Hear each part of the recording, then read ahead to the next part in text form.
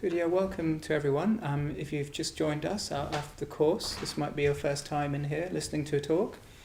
So great, this is our Dharma Night that you are now in, and each week we do meditation in here, and we talk about the Dharma. We share, as well as we can, some of our experience, some of the things we've learned, and some of the things that hopefully have been helpful to us in pursuing this thing we call Buddhist practice, spiritual practice. And tonight we're starting a new series which is on a subject called the three lakshanas, or the three marks of conditioned existence. It sounds very grand, the three lakshanas, the three marks or characteristics of conditioned existence. And we're going to be talking about them over the next 4 weeks. So there's three of them, and this is a more of an introductory talk about those three. And I'll say a bit about what they are, of course. But what I thought we'd do to begin with is just set these in a bigger context, perhaps. So, and then we will do a reflection. I will lead a reflection on the first of the lakshanas. Okay. So, but I wanted to start off in a bigger frame of reference, because before we move into talking about the wisdom teachings of Buddhism and the wisdom reflections, it's worth saying that there's a whole context for spiritual practice. I use the word spiritual practice, Dharma practice. Would anybody like to say what is spiritual life? We could say, not just practice. What is it for? What is it for you? What's it all about? Yeah. The practice of basic human values. Great. So the practice of basic human values, such as? Love, peace, right conduct, truth and non-violence. Right. Right. What's the first one? Truth, peace? Love, peace. Right conduct, truth and non-violence. Right conduct, truth and non-violence. Yeah. That's great. So that's, I mean, there's a lot in that. Love, peace. These are all things we see on the advertising for lots of things. I saw an advert for a West End musical that said something like truth, beauty, freedom, and it was about the Moulin Rouge. These words get used a lot. These words, don't they? They get used. That was not my reference. No, sorry. And there's nothing wrong with the Moulin Rouge, but. Yeah, so these are huge values, and I think it's worth saying that, because sometimes when we start thinking about things in terms of wisdom and knowing, it can become quite heady. It can become just a sort of more of an intellectual idea. But actually, when you start talking about values, that's much richer potentially, especially if you are actually interested in pursuing them. If you just take peace, for example, I was never interested in peace when I was a young man. I couldn't care less about peace. If somebody said they wanted to be peace, I thought they were aspiring to peace. I thought there was something wrong with them. But now I'm not so young. I actually appreciate, and I think, wow, that's an amazing value, peace. Yeah, I mean, to be peaceful within oneself and to bring that to the world. I mean, that's a huge aspiration. Love, of course, an enormous subject, an enormous thing that we just, we're hopefully we're going to grow in love as we live and as we have experience of what that is and our own limitations, and as we learn from experience, we're going to find out more about that. But thank you for that, for sharing the value of values. Yeah. Anything else? What else? Yes. To feel more and more expanded and Right. open, and the word expansive. Yeah, to feel more expanded and open. Yeah. Yeah, that's it's almost. Does that relate to a feeling, a sense of freedom and? Yeah, freedom and also trust. Trust. Like the more I develop my spiritual practice, the more I feel like faith and trust in my life as a whole unfolding, rather than feeling fragmented and like I'm struggling. I feel a sense of like being part of. Yeah, there's so much in that, isn't there? Faith, trust, feeling, you said a connection to the whole. Did you say part of the part of the whole? Yeah, that's. No, I think when speaking personally, I can say that's always been a thing that I've wanted, a sense of connection to something beyond me, because I kind of know the terrain of me, and it is pretty narrow. Yeah. It's pretty tiresome, and easily feels insecure and worried, and insufficient or inadequate in some way, and then trust, and then being able to feel that life, our little life as we might conceive it, is actually part of a bigger life that's going on, that may be in the form of trusting in other people, maybe not naively, but just in the sense of connecting to other people. But I want to say that spiritual practice is more than that as well. It's finding a meaningful way, or a real way of connecting with something that's greater than even this life, even this life and death. And that's big, isn't it? That's pretty big. I didn't learn that when I was growing up. I never even. I mean, it wasn't until I came to the Dharma that I started to hear even the language of people who had, or even a sense that was a possible thing to connect to. Could be you just connecting to nature, or you're connecting to your real nature, or your deeper nature, your deeper self, all of this kind of language. And then Buddhism and Buddhist traditions have quite a lot of different ways of framing that sense of that which is that which we are part of. I won't say any more than that because I'll get in a mess. Thank you for that. And any more? Yeah. It's compassion. Compassion. And disciplining the mind. What was the last bit? Discipline the mind. Disciplining the mind and compassion. Yeah. So disciplining the mind. I mean, why do you do that? I read we did Zonchen training. So from there, yes. it comes from training the mind for seeing the impermanent, everything. Yes. And then compassion for helping us first, by disciplining the mind, and then helping other people as on the path. Yes. Great. So disciplining the mind, and a sense there that, in the Buddhist tradition talks about the mind is an unruly thing. It's a dangerous thing. It's the source of all joy, and it's the source of all woe. It's so. And we probably know that our minds are a bit unruly. I mean, you don't have to meditate for long to realise that. But to really understand and imbibe the importance of your mind. Every experience that we'll ever have is mediated and is only known through our minds. What our minds are is another whole question. But we're not referring to the brain or to thoughts. We're talking about the whole of our experience, if you like, and the quality of it. And that we can, as spiritual practice involves paying attention. It involves realizing the importance of getting to know the mind, and then having a discipline. Having a discipline being like a practice that is regular, that centers us, that can, help us achieve purposes, and that can help us see into things more deeply. I mean, that's disciplining the mind. And you mentioned compassion. Compassion. I think that's again, it's like love. It's a very profound quality, to bring into the world. Yeah. Any other thoughts about spiritual life, spiritual practice?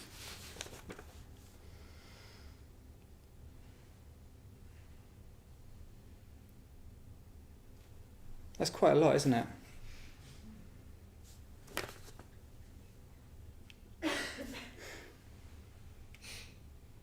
I thought it could just be to be a bit happier. That's all right as well, just to be a bit more content, happier. Of course, that doesn't just come... It's a tricky one to be more happy. I always put that in the kind of same bracket as peacefulness, as a little bit weak happiness, even though I'm always trying to be happy. I mean, that's sort of implicit in everything that I do. I want to be happy. And happiness is by no means a very easy thing to achieve, I would say. Happiness, healing. What about healing? You can switch the metaphor into a healing metaphor. Spiritual life is about healing, like allowing the body, becoming more aware of your body and the mystery of the body, the mystery of nature, and the mystery of, just embodied life, and allowing one to heal even on a physical level. That can be an aspect of, metta-bhavana is just healing.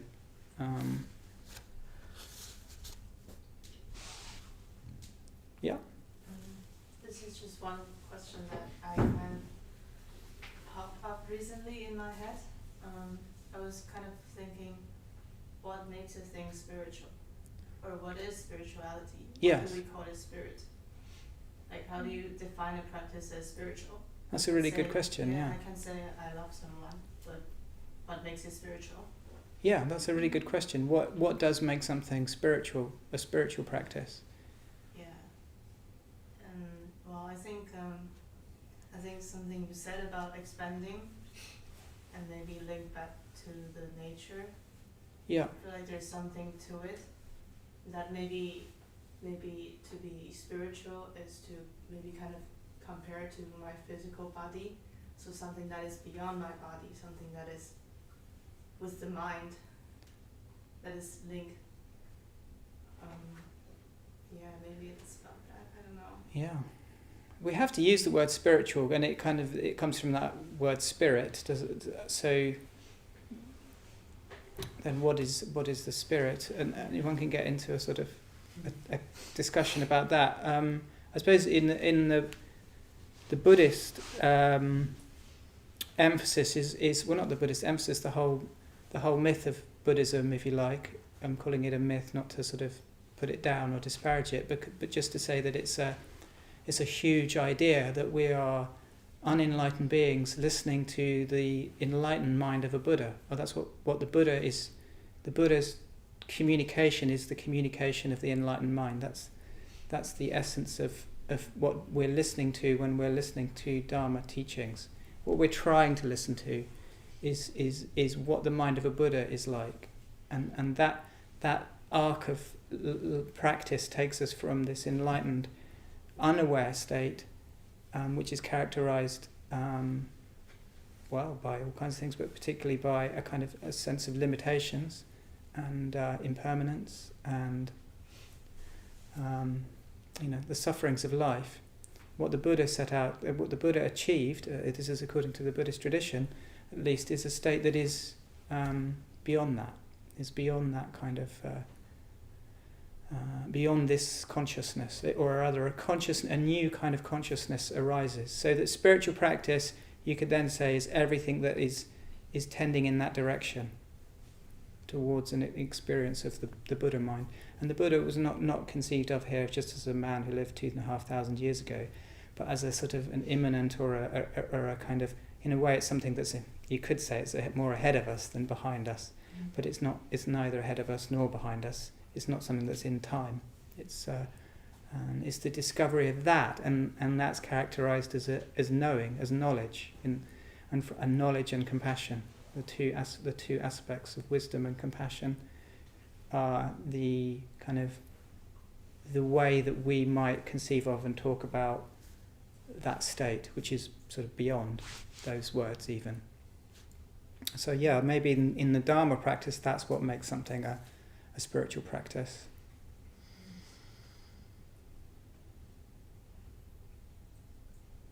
I mean, there's loads you could say about what is spiritual practice, why one practices. I have this sense of practicing to purify something in myself. But not just something in myself. It's also just I'm purifying.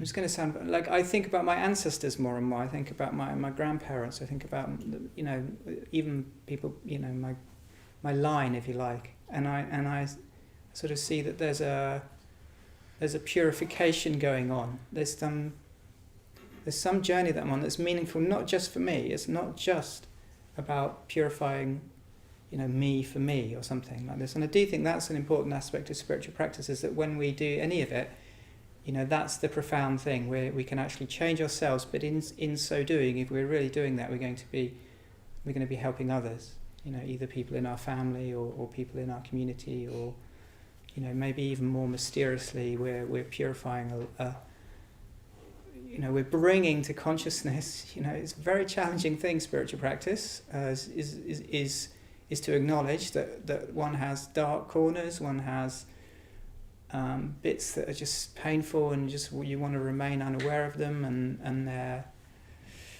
habits that you trip over again and again and again, and you're bringing that out slowly over time, and you are using everything at your disposal, not just some mindfulness of breathing. You can use anything at your disposal to sort of allow a transformation, and that's profound. That's when it goes deep. That's a profound thing, and the path is a path of transformation. So that's spiritual practice, and there's loads more we could say about that. I wanted to mention that because when we turn towards particular doctrines of Buddhism, we're doing that within the context of this really rich thing, which can involve our minds, our emotions, our connections with others, with nature, with divine sense of things. Whatever it is, we're using these teachings, but we're doing it within a big context, and we can bring everything in, everything to bear on these teachings. So these teachings are the Lakshanas, and they are briefly the three of them, and they're going to be, over the next 3 weeks, they'll be sort of unpacked more. The first one is that all things are impermanent, they're not permanent.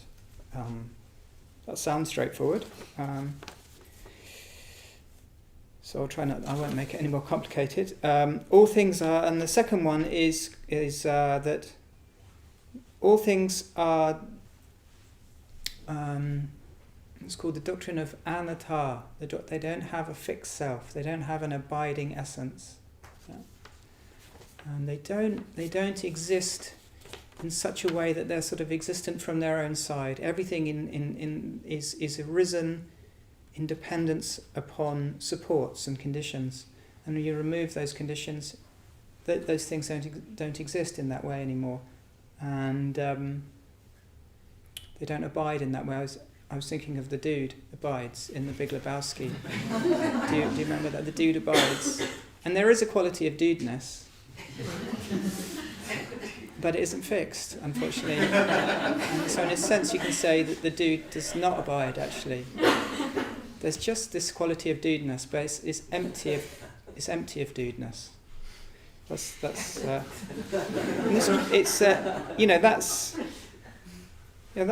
a reflection that is quite hard to unpack, and we will be doing that in a couple of weeks. And the third one is that all things are dukkha, all things are unsatisfactory. That's one way of putting it. But I think it's also more profoundly that you can't find satisfaction and you can't find security in this world. You can, and it's also about pain. There's pain in this life, and that pain is our pain. We can see pain all around the world, and that even the awareness of that is painful, but the pain is our pain, and we're on one level that's we just fear pain and we'll do anything to avoid it. But security, you can't find ultimate rest and security in this world. You can find temporary rest, and that's wonderful, and it's not to say that we should run around in a state of deep angst and insecurity all the time. I mean, there are there's a lot in this world that is joyful, that is not dukkha.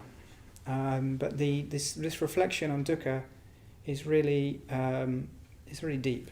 Yeah, it's a deep reflection on life and the attempt to find some satisfaction in things that are impermanent and that cannot actually provide that level of lasting satisfaction. So they all sound quite heavy, these things. But now I wanted to start off by just doing a reflection. Okay, so we've got all this vast perspective of spiritual practice, and so when we reflect on something, we can see if we can bring in more of ourselves into a reflection.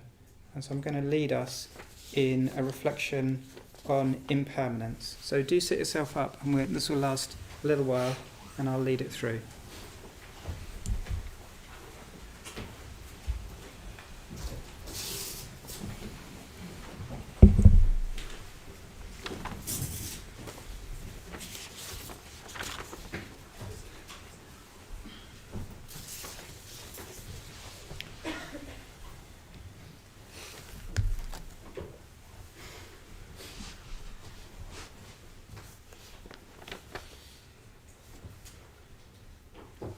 We're going to begin by just tuning into the body.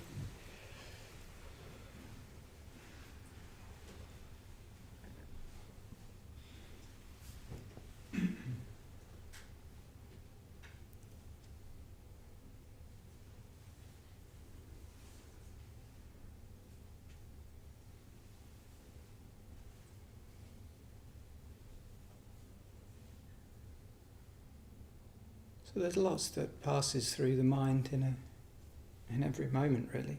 The mind is sort of moving around, grazing over little subjects or feeling the feelings in the body.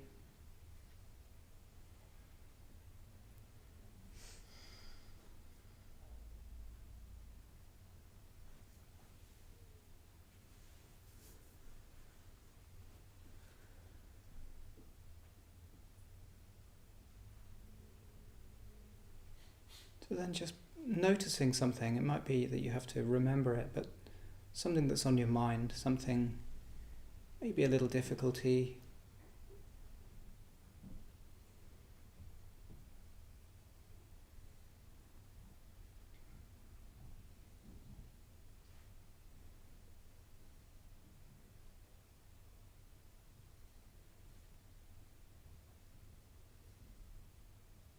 A little situation or something that's just arising right now. Maybe a feeling, a mood.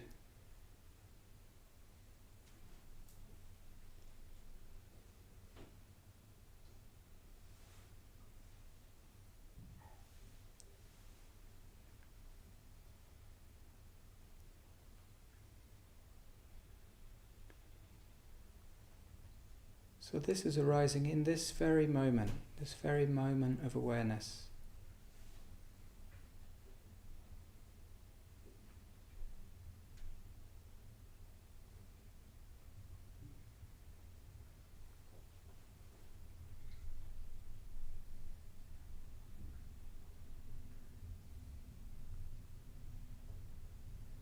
So every situation we imagine or think about, every experience we have arises, you could say, in this very moment.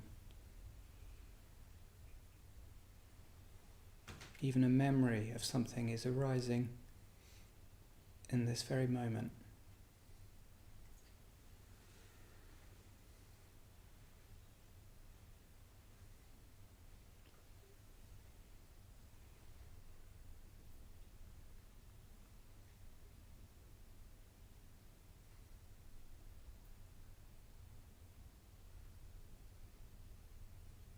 And notice that what there is there's the changing feelings in the body.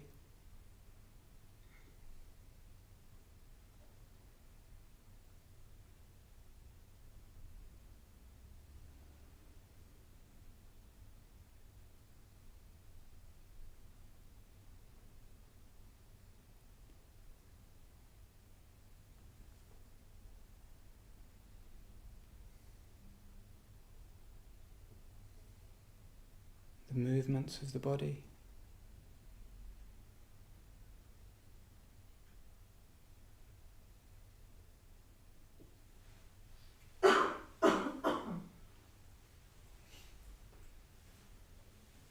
There's thoughts that come and go.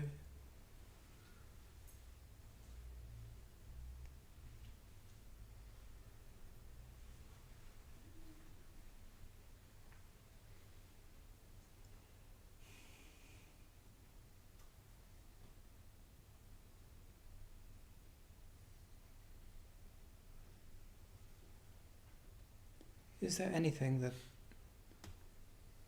is always there?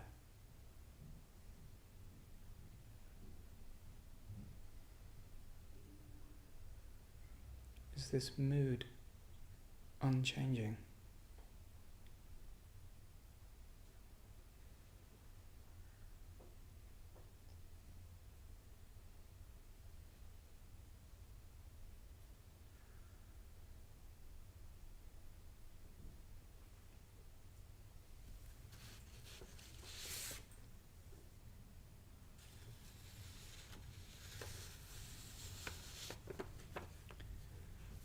And now we're going to broaden out. So just imagine and recall, bring to mind the last 5 years of your life.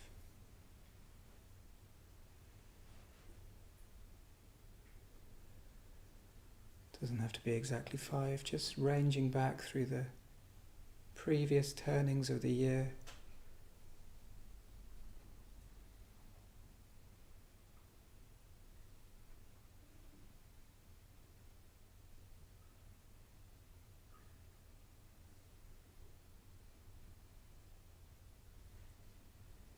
Maybe you were in a different place, with different people, doing different things.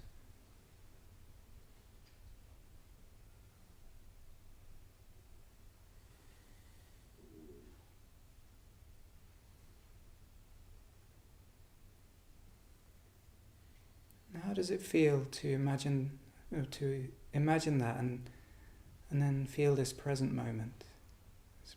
This present moment as part of that flow of time.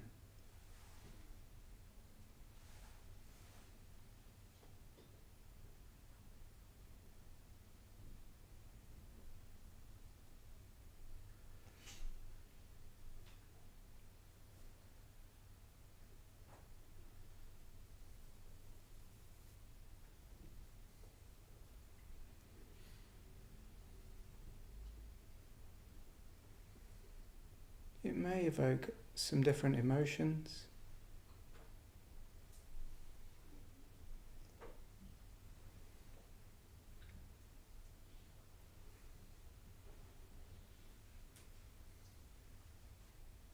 Perhaps it causes your body to even soften a little,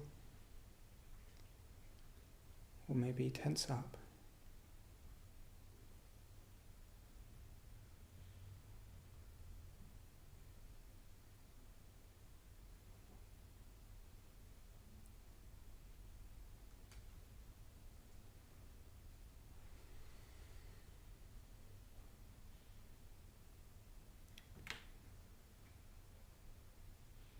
And now we're going to go broader and see this very moment that's arising now in the context of your whole life, going right the way back, spanning maybe a period of 100 years, backwards and forwards.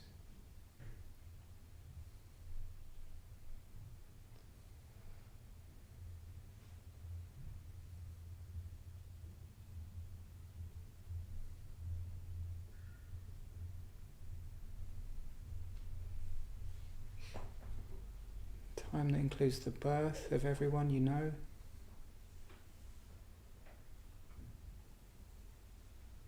all the childhood places,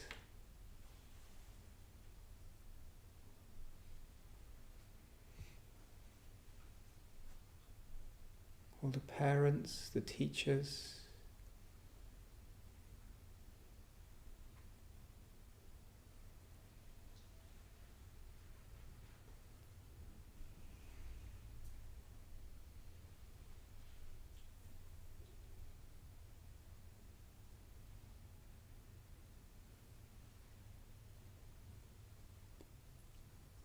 all the highs, the lows, the life events.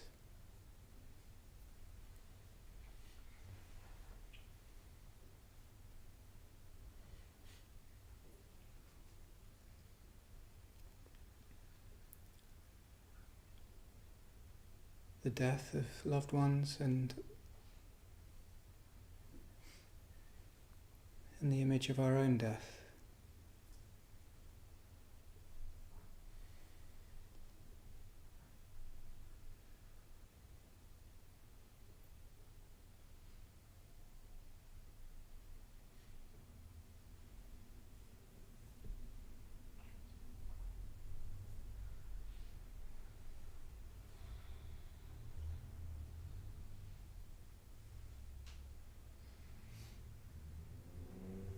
And again, noting if that changes your perception of this present moment.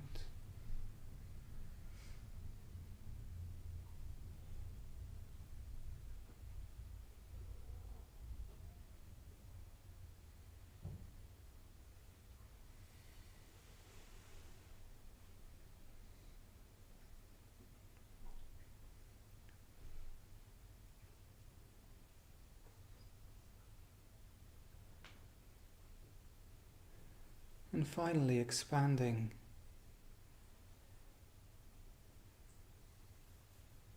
into the lifetime of the sun. Vast time, deep time.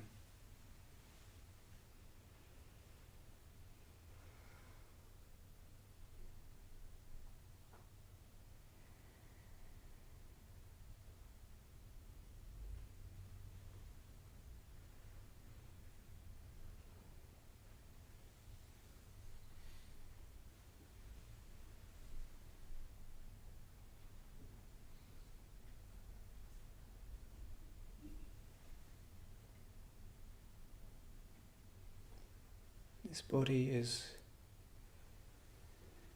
here in this form with a condition that the sun is there. The sun is giving this life.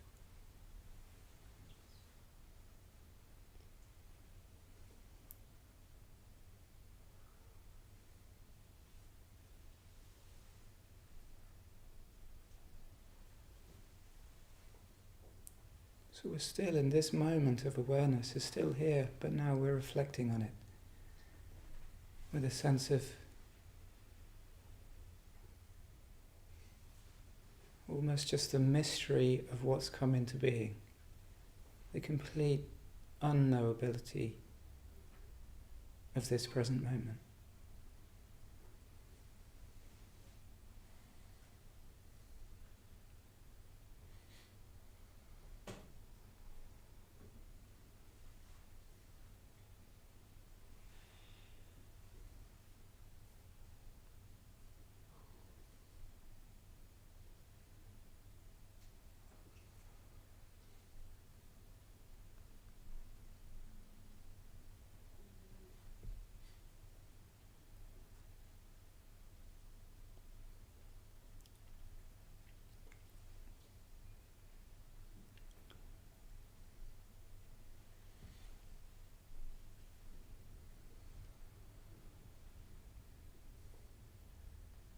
And then just returning to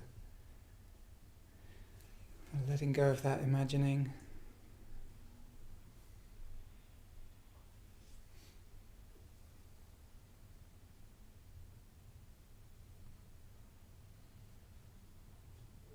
And when you're ready, opening your eyes.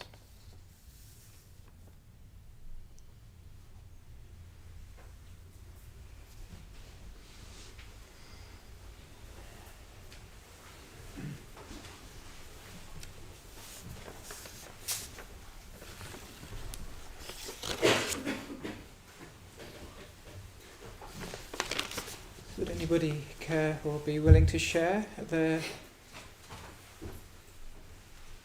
reflections on that? Anything you noticed?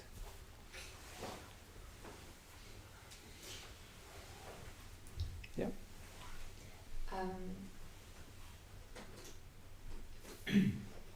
It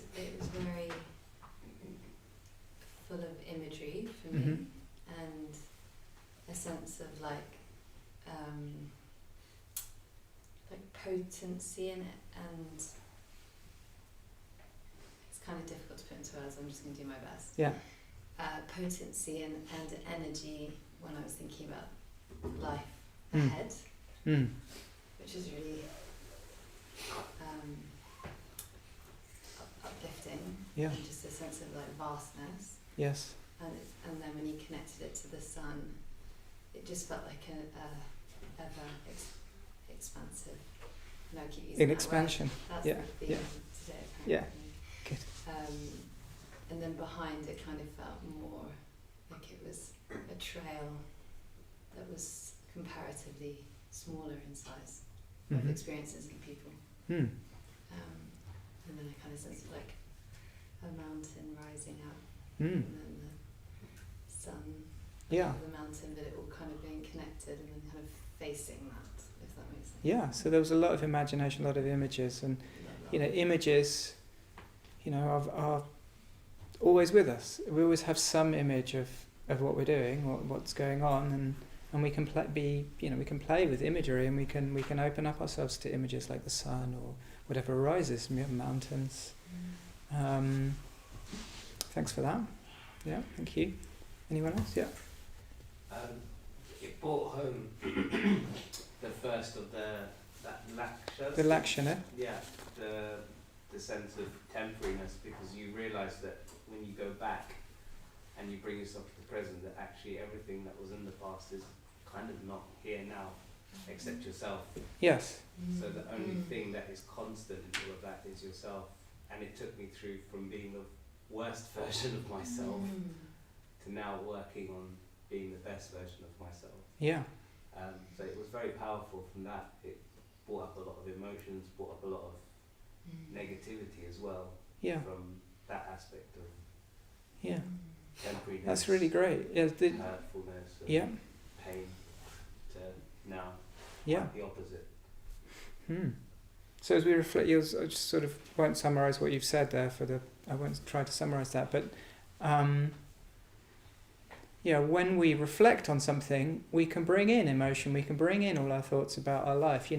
That's the stuff of life, and the reflection there was to sort of try to introduce a sort of a bigger tapestry against which we can understand impermanence, and the changing nature of things, and yet we are also using mindful awareness. And you've observed that in a way the past is happening right now. Whatever is in your mind, your mind is doing now, whatever now is. That's another whole question.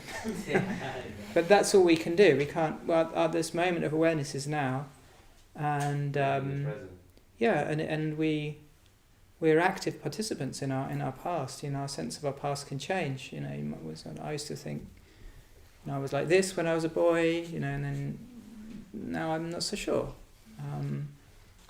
Or you have a view of events as being in a certain way, and that can shift over time. So there's a lot of fluidity in when we talk about reflection. So in Buddhist teaching, the way to wisdom is through listening to the teachings, trying to understand them as they're put. So we try to put the teachings as well as we can. We're not the Buddha's representatives on earth. We're fallible humans who use language, and we do our best to sort of put forward the teachings. And you can read the teachings, you can listen to other teachers, you hear the teachings, but you really try to listen to what they say, which on the face of it, in this case of this teaching, is relatively straightforward, that all things are subject to change. It doesn't just mean that things end, it means that things are arising and ceasing in that way, or changing.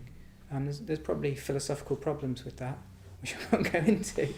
But you listen to the teachings and then you reflect on the teachings. That's the second level of understanding something. And to really reflect on something, you have to allow your mind to range across your life and your experience, and include the experience of others. You can learn from others, and including what they say is that take seriously the testament of people who you look up to, who have some wisdom. You can include that in your reflections. That's what they think, and that's I take that seriously. So reflection is about bringing in a whole range of things. It's not just about thinking.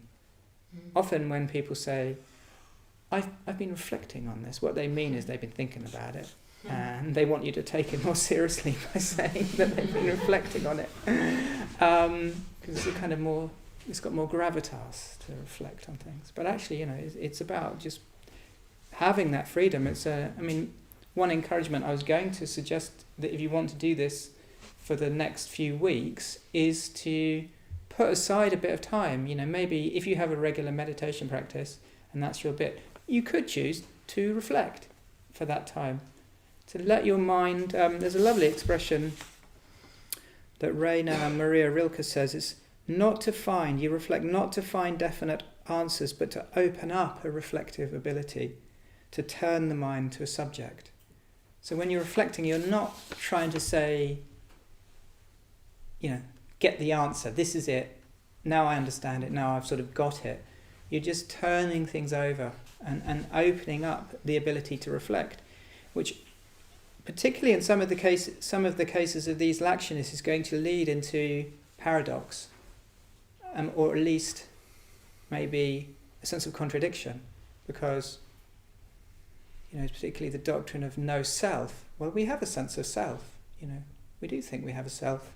Brian. Oh yeah, no, I was going to. Is it okay to speak now? Well, but just go on, yeah. As you're talking about that, for me, when I did that just then, I just had a much deeper sense of relaxation arose. So it's a physical response to the thought of impermanence. Mm-hmm. Then it just resulted in a letting go and a relaxation. Yes. But often in the past, when I meditate, I can just feel lots of energy in the body. And if I reflect on impermanence, it's almost as if my consciousness knows that this energy is fluctuating and it's impermanent. And then what has happened a few times has been that there's this coming forward of a much bigger expanse of calmness. And we could talk about emptiness or expansiveness. The expanse is already there, and it comes forward because something just dropping in. This is impermanence and just doing nothing else. It's almost as if consciousness knows that these things, this energy that you're dwelling on in the body, and you're getting all these peaceful experiences, even that itself is ultimately impermanent.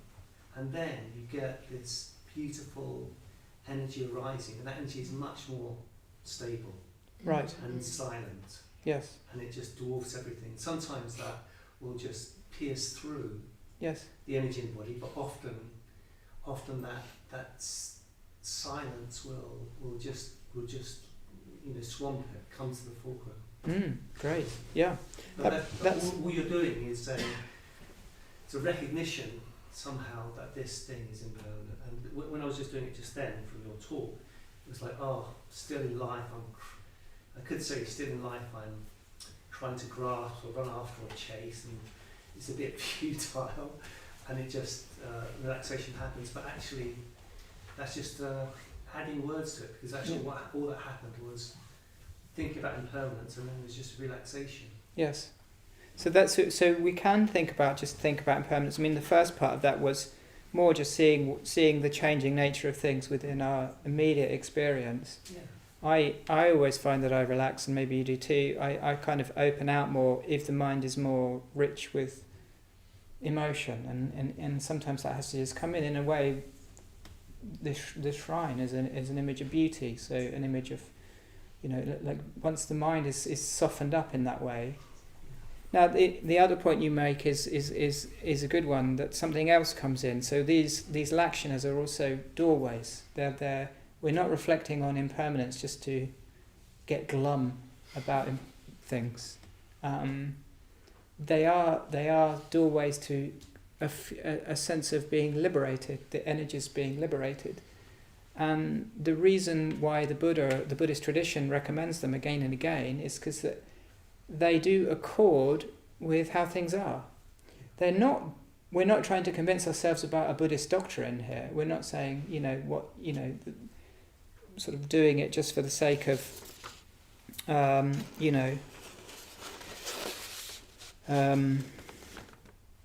just turning towards a doctrine. They're actually they're actually reflections on how things are, and they really are, and that we can see this for ourselves, and that in so doing, there is a doorway to open up all kinds of things. Because if things are impermanent, then we can change, then we can bring values in, and then things can change, and we can change, and really starting to see, gosh, maybe even that's true. Maybe I'm not as fixed as I damn well think I am a lot of the time. I really hold on to my view of myself.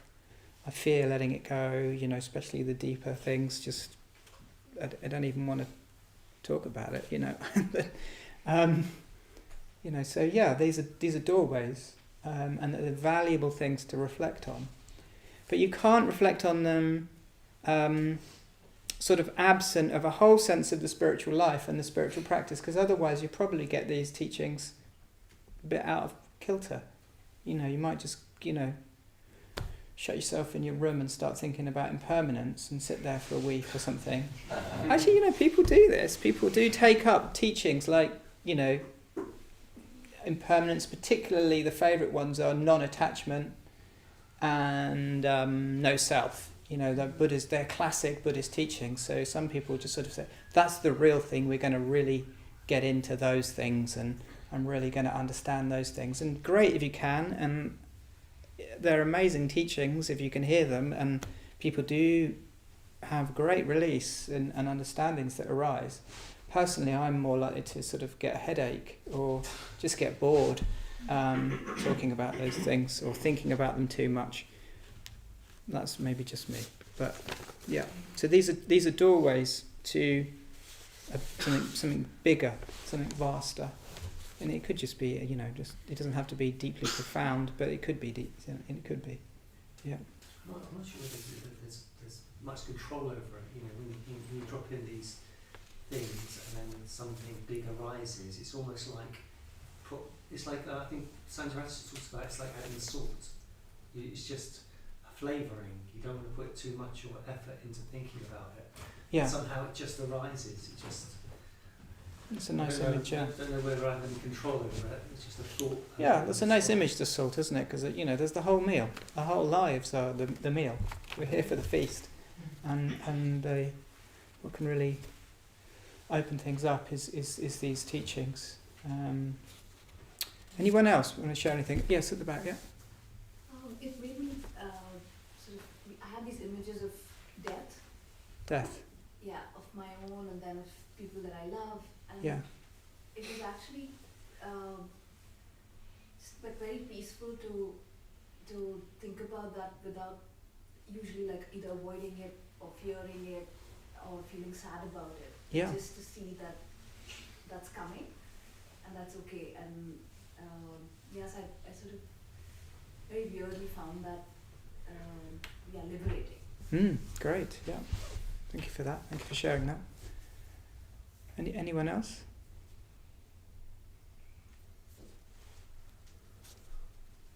Yeah. Yeah, Okay. just a sense of, I guess just gratitude. I think just that, and maybe just like preciousness, I guess. Yeah. So gratitude and preciousness. And what you were saying.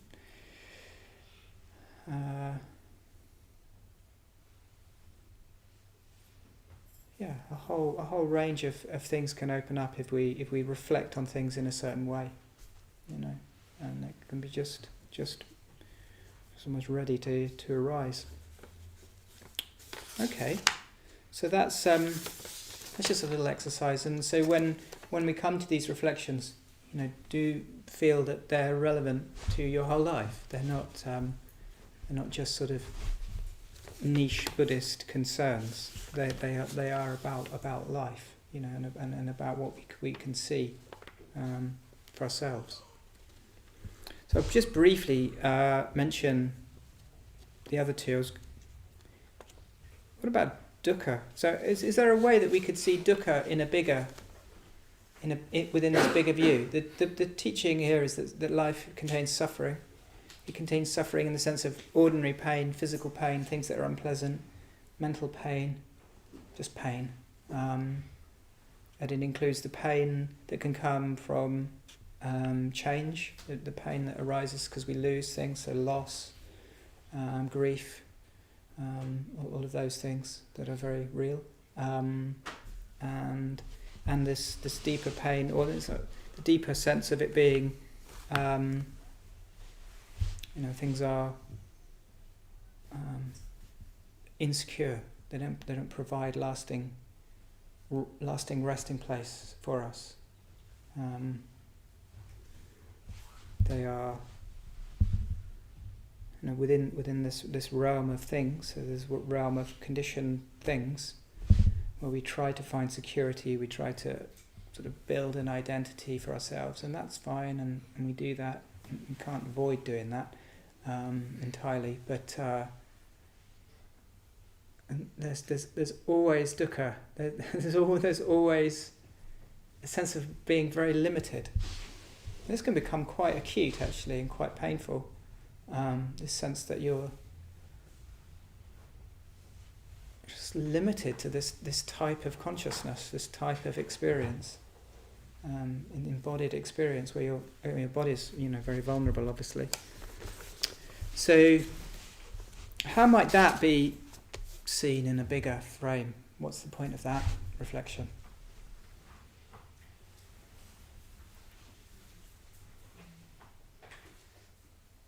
Anyone? Yeah? That you can't find yourself out there in the external world. That's just not,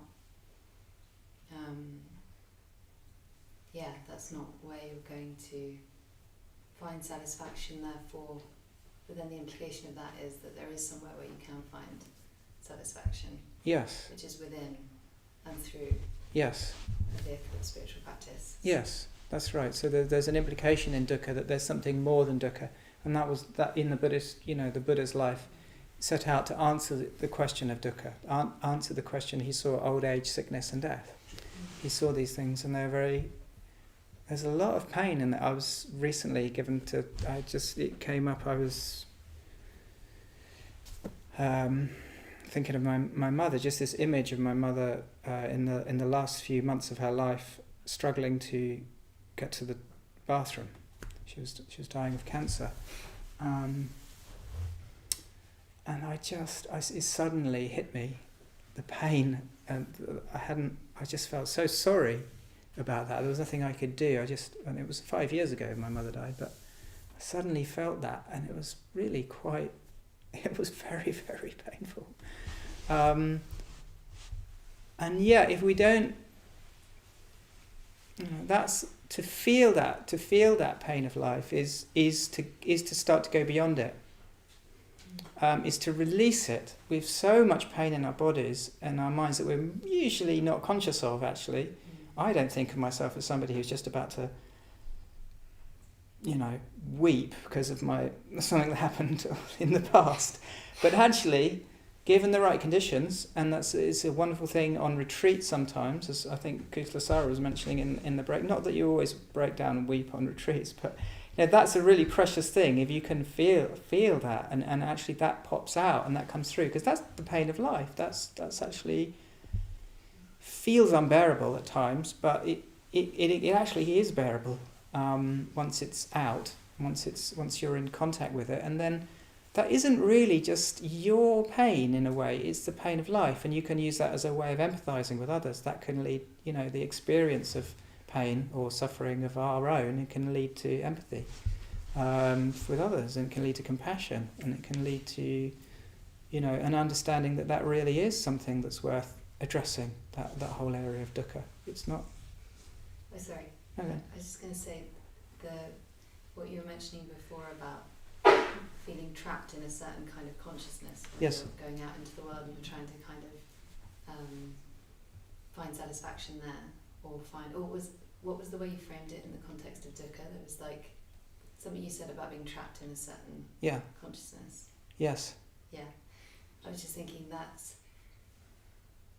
feels like defending oneself against the pain of life by kind of storing up and acquiring different identities or possessions or things out there to protect Could us be. from feeling a lot of the pain that there is. Yeah. And actually, Yeah. when you feel the pain, it's like you're freer Yeah. when you're not resisting it and Yes. defending against it. Yes. I'm resistant to the idea that everything I do is a resistance to pain. Because I don't think that's true either. There's loads of things I do because I enjoy them, and I do enjoy them, and I want them to happen. But there must be, on another level, well, you're right, there is a kind of, we just don't want to expose ourselves to, and we don't have to. In a way, I remember Subhuti, who's a teacher, who's a president of here, he said, you don't have to go looking for dukkha, you don't have to go looking for pain. It's going to happen, enjoy your life, because pain's going to arise at certain points in it. But also there is that, especially in spiritual practice or meditation practice, is not avoiding that, not just avoiding it. So that's, we haven't got much more time, so I'm going to wrap up now, and I'm going to hopefully I'm going to leave the whole area of no self or no soul, which I find a bit of a soulless doctrine actually, because I think I personally enjoy talking about the soul, but that's in a more sort of poetic way. But somebody else will have to talk about no soul or no self, no fixed self. So those are the three lakshanas. There's impermanence, no abiding self, and that life contains this kind of ingrained suffering, and in that is overcome with this enlightened consciousness. The enlightened consciousness, which is the whole path of spiritual practices towards that enlightened consciousness. That's the Buddhist tradition, which is mysterious and not, it's beyond words. It can't be adequately sort of summed up what that is. It's something to be known, and it's a vast thing. That's from our point of view, we can see dukkha, we can see pain in this life. Okay, so we're going to hear about these things over the next few weeks. I think I won't say any more. Do come back, and if you can, and if you want to reflect on these as the weeks go by, do find a way to do that, because it's quite unusual to reflect. We can talk about meditating, and people usually consent to that as a good thing to do. But actually, just to give yourself a bit of time. I mean, you're kind of reflecting when you're hearing a talk, when you're turning it over in your mind in the moment of hearing the talk as well. But you can do that on your own as well, and just jot things down. So I hope you enjoy the next few weeks, and have a good evening. Yeah.